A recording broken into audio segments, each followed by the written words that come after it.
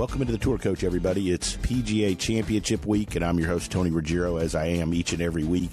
If you're new to this, these are stories, interviews, roundtable discussions. Some turn out to be pretty funny because we're always having a good time, but it's people that I find insightful, knowledgeable, the people that I trust, the people that I find fascinating from traveling the world of golf, coaching and teaching, whether it's my home studio here in Mobile, Alabama, or my home for instruction at Old Palm Golf Club down in Palm Beach Gardens, or whether it's out at the PGA Championship this week with Andy Ogletree, or it's on the PGA Tour, the Korn Ferry Tour, the Live Tour, Epson or LPGA, wherever it is we travel. These are the stories, the interviews, and the people that I think can help all of you play the game better, or maybe coach the game better, teach the game better, as we have so many folks from our industry that listen to the Tour Coach. And PGA Championship week, folks, means it's your opportunity to go onto our YouTube page, DewSweeper TV, watch some of the videos. We've got new videos, new content going up every day, and I appreciate all of the interest in it as the numbers keep soaring, especially with the production and the release of a new Pro Work episode.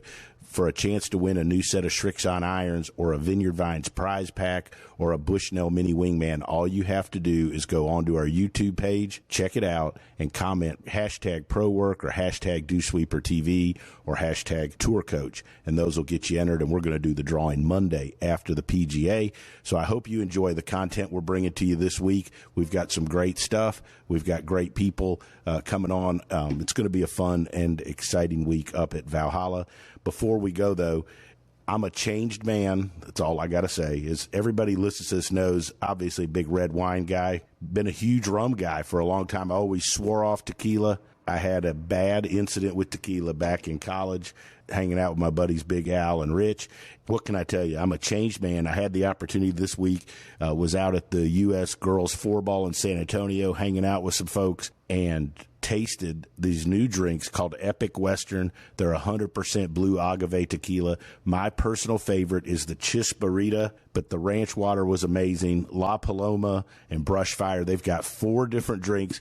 This is like going to the highest end tequila bar you can find, getting the highest end cocktail, refreshing, putting it in a can. I can't think of a better thing to drink or just kind of sip while you're playing golf. My first thought was being on a boat in the Keys, but folks, if you're in Nevada, Colorado, New Mexico, Texas, Arkansas, Louisiana, Tennessee, Georgia, South Carolina, or Florida, check out Epic Western. It is amazing. New partner here on the DewSweepers. We're looking forward to doing some content with them. But if you want the coolest drink, I think, to drink while you're out riding around in a cart practicing, maybe I should try it while I'm coaching. Check out Epic Western, and that's epicwestern.com. But just go find them wherever they sell it. You won't be disappointed. Take a sip, drive around in a golf cart, hit a few balls. Guarantee it's going to make the experience better. You're listening to the Tour Coach, and it's PGA Championship week. We got some great stuff coming for you. All right, so here we are. It's going to be not the greatest audio we've ever had, but it's going to be good because I guarantee you it's the night before a major championship. I'm sitting here at the bar. Where are we, JP? We're in the Capitol Grill. We're at the Capitol Grill. Capitol Grill in Louisville. Sitting here with my boy Justin Parsons, one of the great teachers in the game. He's got a slew full of people. I'm with Andy Ogletree. JP, who all are you with, and what are you looking for tomorrow? Harris English is Brian Harmon, Luke List, and Ben Coles. 4 very, very good players, different types of golfers. So I hope I prepared them for the best. Straightforward enough golf course, in my opinion. Like, you got to hit it straight, got to hit the fairways, hit the greens. A little bit different than last week in Quail Hollow. There was a little more going on, but hopefully those boys are well prepared. Yeah, I was going to say, going around the golf course the last few days, you got to drive it long, I think. I don't think it's great for short hitters. No, but the greens are receptive. Last week the greens were preventative from a 4-iron, 5-iron coming in. So Brian's out there tomorrow with Scotty Scheffler and Wyndham Clark. he's going to try and put his best foot forward. I agree with you. You know, it's still not it's not the best matchup, but it is what it is. You've got to play the golf course that's in front of you, and you've got to do your best, and those boys all will. Yeah, but the one thing I did think was, you mentioned the greens being receptive. I didn't think it was like there's plenty of rough around the green, but it wasn't like there's tons of slope, and it's not overly tricky, I didn't think, around the greens. No, there's not. You can miss it, and you can, the rough's a little bit inconsistent. You can get different little lies and things like that. So I do think it will still benefit somebody who can hit it high and hit a lot of greens in regulation. Rory and Scotty Scheffler. Yeah, Rory, Scotty Scheffler. I like Oberg. You got to think somebody like John Rahm might start really poking his head up again and get his little cut on repeat. But the PGA Championship, there's a lot of hustle and bustle. You and I know this. A lot of club pros playing, slow practice rounds, a lot of build up. Big for a lot of the American players, and it'll be interesting to see how it all washes out. Yeah, I thought the golf course is in perfect shape. Unbelievable shape.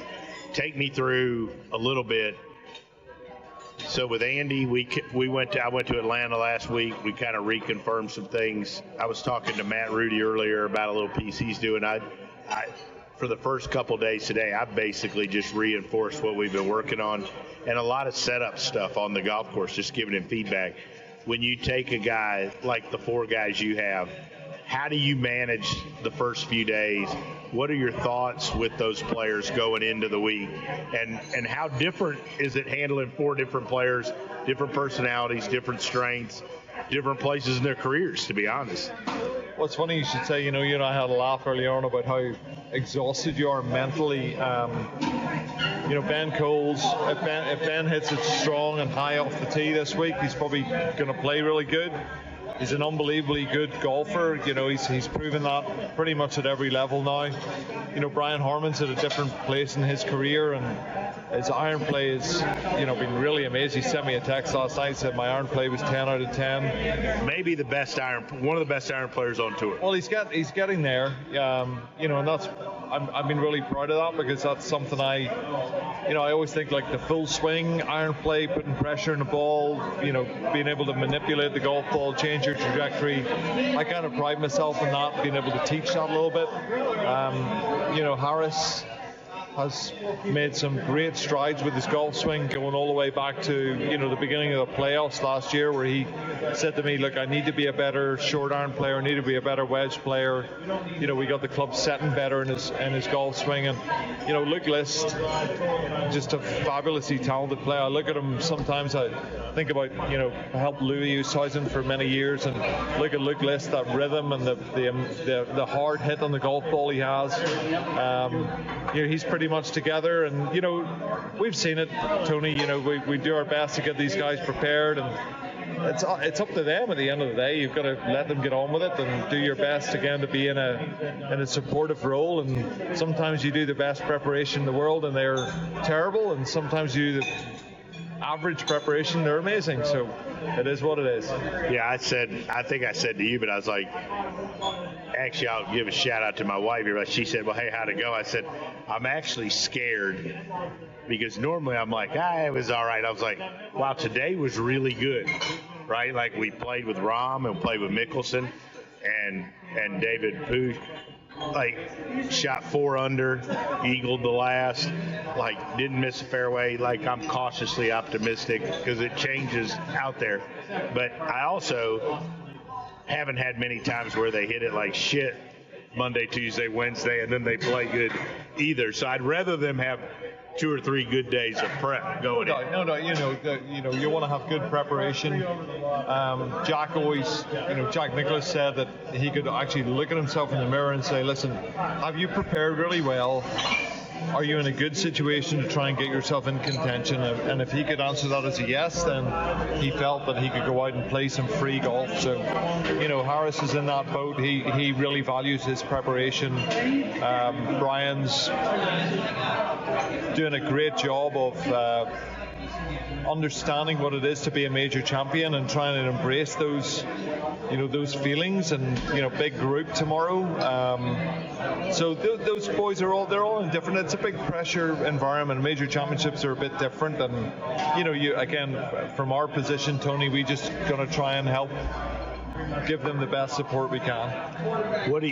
So when you look at, you talked about it's a little different pressure. You and I've had this conversation being a major champion. How does that change how you prepare, if at all? And how have you changed your approach to working with a person that's now a major champion? I mean, you still have to recognize that you're working with a human being. Like I've, known Brian for 4 or 5 years now, and he's like every human being. We have our own frailties. We've got our own, areas that we're confident in and we're not confident in.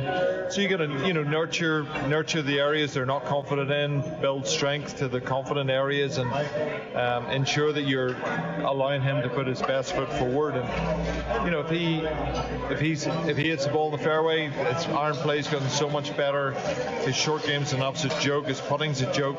Short game's sick. It's unbelievable. He's one of the more talented players I've certainly ever worked for. And I remind him. I'm fortunate. You and I talked about this. I'm fortunate to have worked with a few major champions. Some guys that maybe I wasn't working for when they won the major, like Louis won in 2010, and Darren Clark and guys. But at the end of the day, some of those experiences with some of those players who've been through those things, and he's got a big group tomorrow.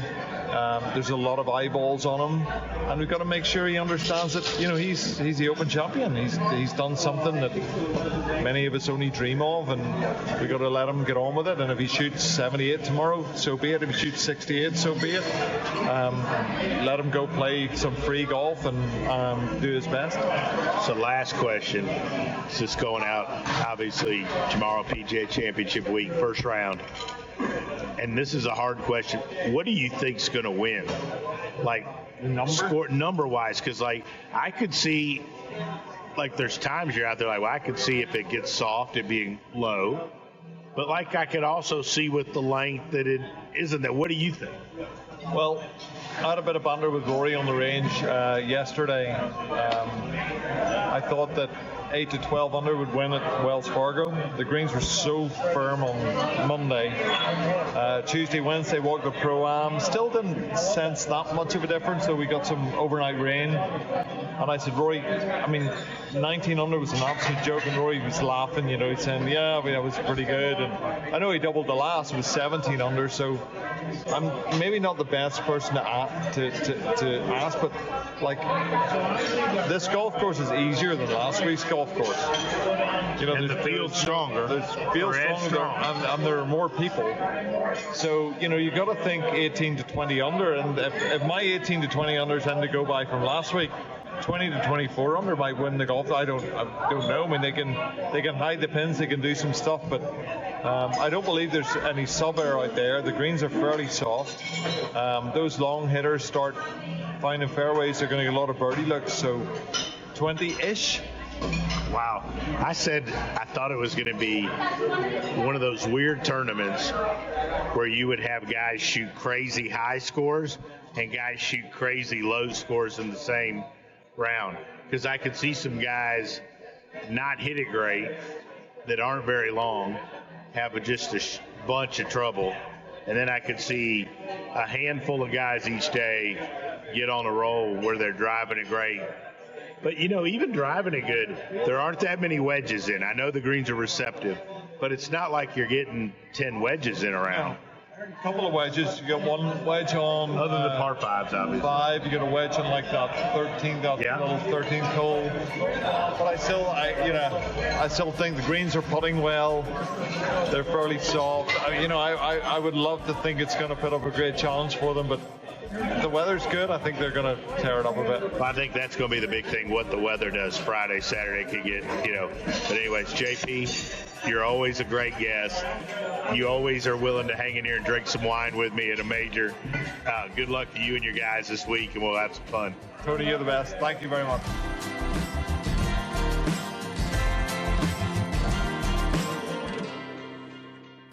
Hi, this is Tony Ruggiero. And look, recently, several teachers I know and several players have had some scares with skin cancer. In fact, I recently went and saw a dermatologist here in town, and I had a couple things frozen off, eyelid, my face, my earlobe, and not getting any younger. And I know it's getting to that time of the season where it's cooler, but look, being in the sun is a real deal, and I've not been very good, to be totally honest, my whole career at using it at all, because I didn't like how greasy it was, how hard it was to get off your hands, how it clogged up my pores. And then I found this sunscreen, Visor Skincare. It's clear, it goes on, it doesn't dry you out, it isn't greasy, it's like you didn't put anything on it. By far, it's the best sunscreen I've ever used. Without a doubt, is the easiest to use.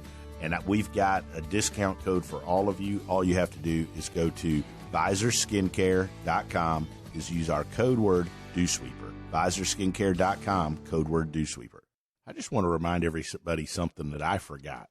Recently, a couple weeks ago, my wife and I went out. We went to a wedding, and afterwards with some friends, we were like, hey, where's a great place to go? I'll be honest, like in my travels and day-to-day, sometimes I get caught up and I forget some of the great places right around the corner. But I got to remind you about the Icebox Bar on 755 Monroe Street. I was blown away by just the whole vibe, the atmosphere, and with the Velvet Pig, the food in the back room and the big screen TVs up front. We sat there and watched some playoff games. I was blown away by the atmosphere, the vibe, and just how cool it was to have the Icebox Bar right here near DewSweepers downtown, near where I live. You're looking for a great place to go sit, watch some games, hang out, play some pool. You got to go to the Icebox Bar right there on Monroe Street. There's a good chance you'll see all of us hanging out. But do yourself a favor, go visit the Icebox. It's one of the best places out there.